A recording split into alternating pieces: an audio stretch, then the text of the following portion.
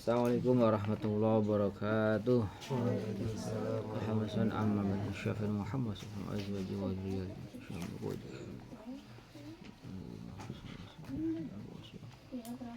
Ada di abai mana khas.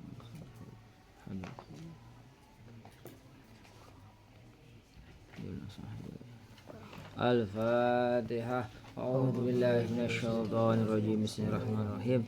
Alhamdulillahi rabbil alamin arrahmanir rahim maliki yaumiddin.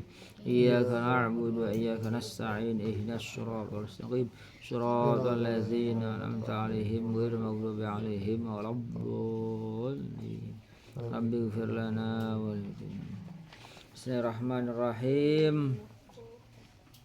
Ya Ali alaika bisolatil jamaah fa innaha 'indallahi kamasyika ilal haji wal umrah.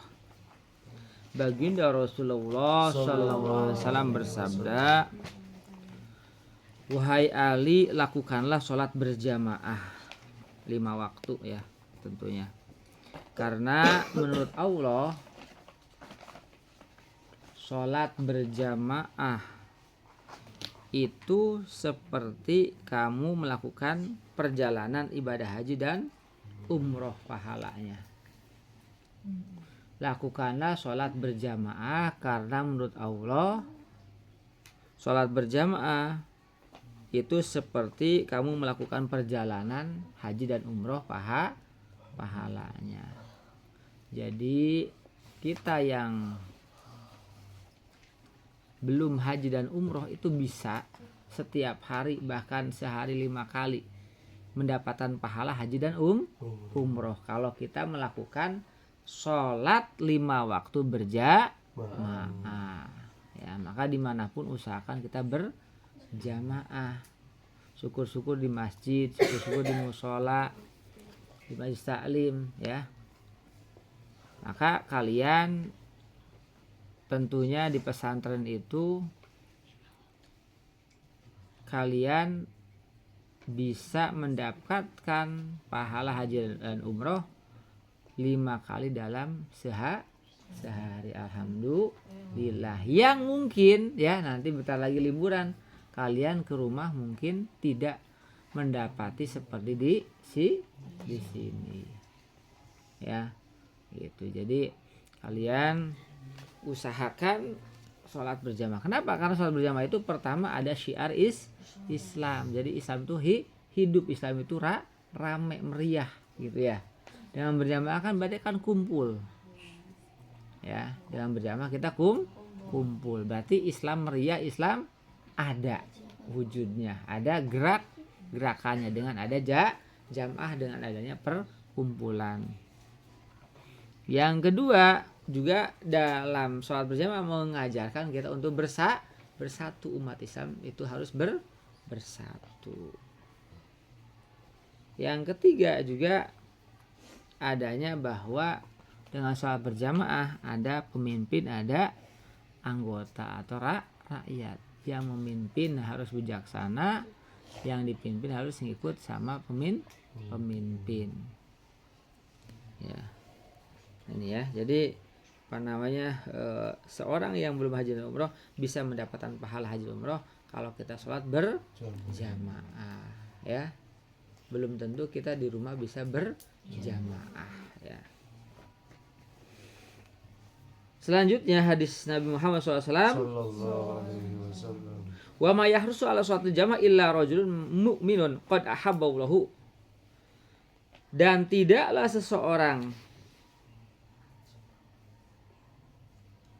semangat melakukan sholat berjamaah, dan tidaklah seorang semangat melakukan sholat berjamaah kecuali orang itu adalah seorang yang beriman dan Allah telah cintai. Tidaklah seseorang semangat untuk melakukan sholat berjamaah kecuali seorang itu adalah orang beriman dan dicintai oleh Allah Subhanahu wa ta'ala. Jadi kalau orang bisa sholat berjamaah berarti itu tandanya dia adalah orang beriman pada Allah Subhanahu wa ta'ala. Yang kedua, ini yang lebih spesial juga ya selain beriman, dia ternyata adalah orang yang dicintai Allah Subhanahu wa ta'ala ya. Jadi ini menandakan kita bisa melihat bahwa orang berjamaah itu pertama dia orang beriman, yang kedua dia adalah orang yang dicintai Allah Subhanahu wa taala. Nah, ini kadang-kadang kita mah kalau dicintai sama seseorang yang kita cintai, kita senangnya minta ampun. Tapi dicintai oleh Allah, kita kadang-kadang cuek ya. Nah, bukti cinta Allah kepada kita itu banyak sebenarnya. Pertama, kita bisa iman, bisa Islam, itu bukti cinta Allah pada kita. Bukti cinta Allah pada kita diberi kehidupan, hidup, diberi rizki gratis kan ya, udara gratis, mengeluarkan udara kentut gratis ya. Kalau ada orang sampai enggak bisa bernapas, pasti dia akan datang ke rumah sakit, pakai oksigen kan ya, dikasih oksigen mahal. Kalau ada orang nggak bisa keluarin kentut angin, pasti dia ke rumah sakit, dia akan bayar mahal. Nah, Allah udah gratis, itu bukti cinta Allah pada kita. Tapi kadang-kadang kita cuek, nggak berterima kasih sama Allah.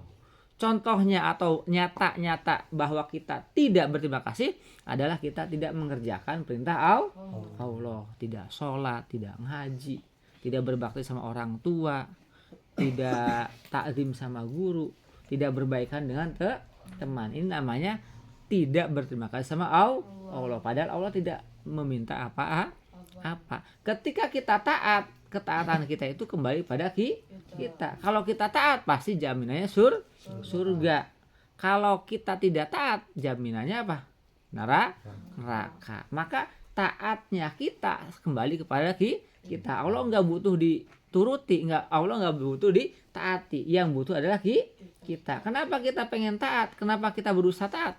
Karena kita pengen berterima kasih sama Allah. Dan Allah nggak perlu terima kasih. Yang perlu terima kasih adalah kita. Agar apa? Ketika kita berterima kasih, maka kita diberikan ridho dan rahmatnya Allah serta surganya Allah Subhanahu wa taala. Maka di sini disebutkan tidaklah seseorang bersemangat melakukan sholat berjamaah kecuali orang tersebut menandakan orang yang beriman. Yang kedua, dia dicintai Allah Subhanahu wa taala.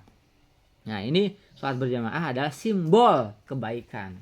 Maka bisa diartikan tidaklah seseorang semangat melakukan kebaikan kecuali dia adalah orang beriman. Mau sholat, mau ngaji, mau sekolah, mau taat sama orang tua, mau berbakti sama orang tua, mau hormat sama guru, mau berbaikan dengan semua makhluk Allah, dengan teman ya, maka berarti dia adalah orang beriman. Tidaklah seorang bisa melakukan kebaikan kecuali dia orang beriman dan orang yang dicintai Allah Subhanahu wa taala. Maka kita harus berusaha menjadi orang yang beriman dan orang yang dicintai Allah Subhanahu wa taala. Dengan cara apa? Melakukan sholat berjamaah dan melakukan kebaikan.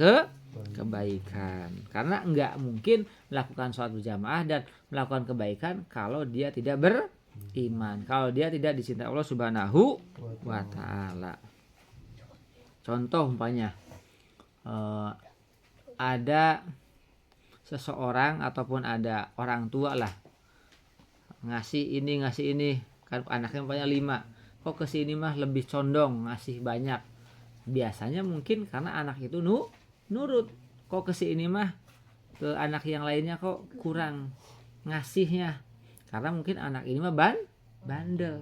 Nah, sama kayak gitu, Allah akan memberikan cintanya, keimanannya ya. Iman orang tersebut bisa dicintai Allah itu karena dia berarti punya keistimewaan. Istimewanya apa? Dia mau melakukan kebaikan atau sholat berjamaah. Nah, ini yang selanjutnya hadis Nabi Muhammad SAW adalah wa ma yazhadu fiha illa munafikun qad abghadallahu.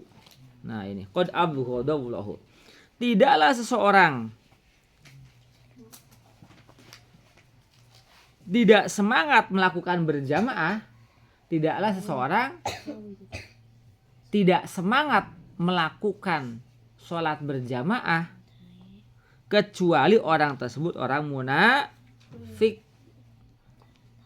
Tidaklah seseorang tidak semangat melakukan sholat berjamaah kecuali orang tersebut orang munafik. Itu yang pertama ya. Jadi kalau dia tidak sholat berjamaah itu bisa di sini dalam hadis ini dicap sebagai orang munafik.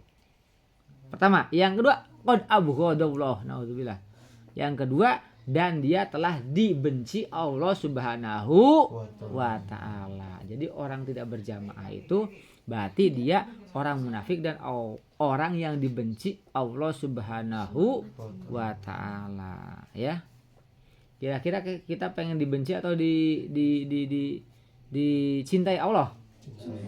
Nah, pasti orang berakal pengen dicintai. Tapi dicintai itu perlu pengorbanan, perlu proses. Contoh kita ngantuk-ngantuk subuh, kita bela-belain mau berjamaah. Hasilnya dicintai Allah Subhanahu wa taala. Tapi kalau kita nggak mau berkorban, pengen enak-enakan tidur aja, nggak sholat berjamaah, maka kita nggak mendapatkan cinta, tapi justru mendapatkan benci ya. Maka segala kemuliaan itu perlu proses, perlu pengorbanan, perlu perjuangan.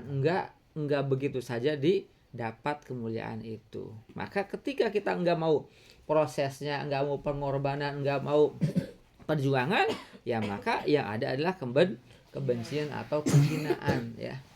Orang mulia itu ya, orang bisa pinter karena dia belajarnya beda dengan orang lain. Orang lain mungkin belajar cuman di sekolah saja, itu biasa aja. Tapi kalau ditambah dengan waktu, umpamanya pas tahajud ditambahin dengan belajar, pas pulang sekolah habis makan belajar lagi, habis maghrib belajar lagi, maka karena dia ada proses, ada perjuangan, ada pengorbanan, maka kecerdasannya beda dengan orang yang belajarnya sedikit waktunya. Tapi kalau waktunya banyak, maka dia akan hafalannya banyak ya. Jadi tidaklah seseorang tidak senang melakukan berjamaah kecuali orang tersebut orang munafik dan orang yang dibenci Allah Subhanahu wa taala. Ciri orang munafik itu ada berapa? Ayatul munafik salah satu. Ciri orang munafik itu ada 3. Idza hadasa kadzaba. Ketika dia berbicara, dia berbohong. Ini orang munafik itu ngomongnya itu ngomong ada bohongnya. Ya, ini harus kita hindari. Yang kedua, idza tumina khona. Ketika dipercaya dia berkhianat ya. Katakan dipercaya apa sebagai ketua kelas, nggak amanah ya. Ketika dipercaya jadi presiden RT RW umpamanya, dia tidak menjalankan tugasnya ya. Ketika dia dijadikan anak, dia tidak berbakti sama orang tua. Kan menjadi anak itu kan jadi manusia amanah dari Allah. Ketika jadi orang tua dia nggak amanah menyayangin anak. Ketika jadi guru dia tidak menjalankan fungsi sebagai guru. Ketika sebagai hamba Allah dia tidak menjalankan sebagai mestinya hamba Allah yang beribadah kepada Allah Subhanahu wa taala. Nah, ini yang kedua adalah ketika dipercaya dia berkhianat. Wa idza wa'ada wa idza wa'ada khona sama ya.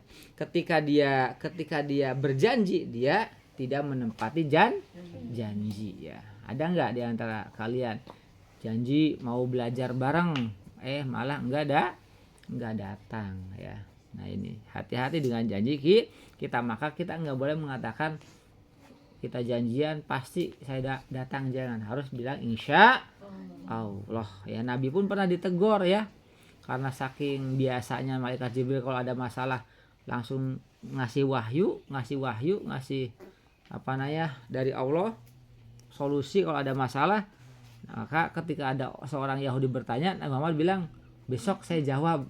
Akhirnya Allah nggak ngasih jawaban sampai sehari, 2 hari, seminggu, 2 minggu, sampai beberapa minggu. Akhirnya kata Allah, kul insya Allah. Katakan oleh Muhammad jangan bilang pasti, tapi bilang insya Allah ya. Kalau kita mau janjian, mau apa, mau belajar, mau kemana, bilang sama teman insya Allah. Karena kita nggak tahu besok kita seperti apa. Jangankan besok, berapa menit, berapa detik sebelum kita ini ke depan juga kita belum tahu ya, nggak ada jaminan ya. Itu oleh karena itu kita ucapan insya Allah. Nah ini ya, jadi ternyata Allah itu mencintai orang-orang yang melakukan kebaikan. Berarti apa? Tidaklah seseorang tidak semangat melakukan kebaikan atau salat berjamaah kecuali orang munafik. Jadi kalau kita tidak melakukan kebaikan berarti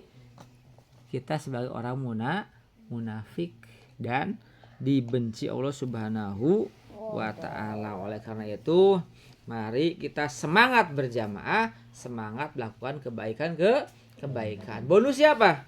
Bonusnya kita sebagai tandanya orang beriman. Bonusnya yang kedua adalah kita dicintai Allah Subhanahu wa ta'ala. Jangan sampai kita tidak semangat melakukan berjamaah, tidak semangat melakukan kebaikan sehingga dicap sebagai orang munafik dan orang yang dibenci Allah Subhanahu wa ta'ala. Dari kalau kita dibenci sama Allah gimana? Dunia ini milik Allah. Kita mau hidup kemana ya? Maka kita usahakan kita apa? Bisa dicintai Allah Subhanahu wa ta'ala. Nah ini aja pertemuan kita kali ini. Mudah-mudahan hadis ini memotivasi kita untuk melakukan jamaah, melakukan kebaikan-kebaikan sehingga kita mempunyai predikat orang beriman dan orang yang dicintai Allah Subhanahu wa ta'ala, bukan sebaliknya, yaitu orang munafik atau orang yang dibenci Allah Subhanahu wa ta'ala. Mudah-mudahan kita semangat melakukan kebaikan dan diberikan predikat beriman serta dicintai Allah Subhanahu wa ta'ala. Selamat menjalankan ibadah puasa yang ke-10. Mudah-mudahan kita terus diberikan kekuatan, keistiqomahan sampai dengan lebaran. Amin ya rabbal alamin. Assalamualaikum warahmatullahi wabarakatuh.